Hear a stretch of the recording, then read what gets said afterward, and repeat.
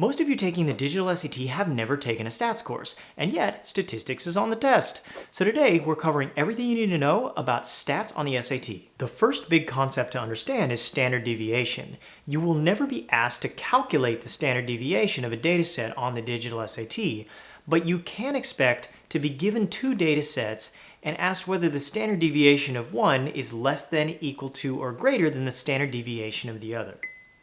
You can think of standard deviation as measuring the typical amount by which data points deviate from the mean. In other words, standard deviation is a measure of how spread out the data is. Notice that the two data sets here have the same range, but that the data in the upper set is clustered around the mean, whereas the data in the lower data set is dispersed. So the lower data set has the larger standard deviation. Another common theme is starting with a data set, adding a constant to each value in the data set, and then asking how the standard deviation is affected. But shifting the whole data set to the right doesn't change how spread out the data is relative to other points in the set. So the standard deviation is unchanged. The second category of questions you'll see involves drawing conclusions from sample data. The purpose of taking a sample from a larger population is to learn something about that population without measuring every individual from that population directly, which may be expensive, slow, or logistically impossible. Based on the results of the sample, it's possible to determine the sample mean and the margin of error. This will be a new concept for most of you. Margin of error is a measure of the precision of an estimate, and that's all a sample mean is useful for. It's an estimate of the population mean. The larger the sample is, the smaller the margin of error will be.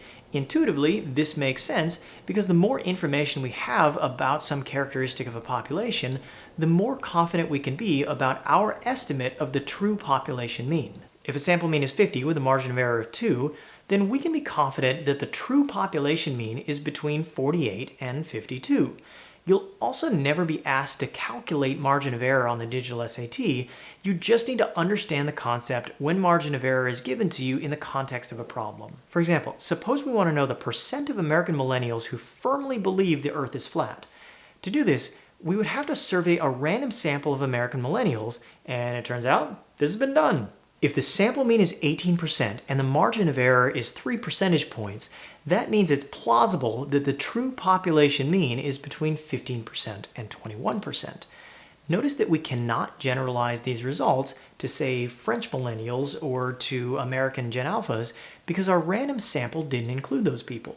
We can only draw conclusions about the beliefs of American millennials. Finally, be on the lookout for questions that draw conclusions based on observations. For example, we can observe that people who drink moderate amounts of wine live longer than people who don't drink alcohol at all.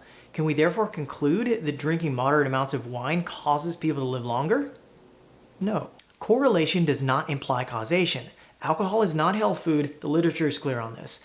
One reason that wine consumption is correlated with life expectancy is that both are caused by increased income.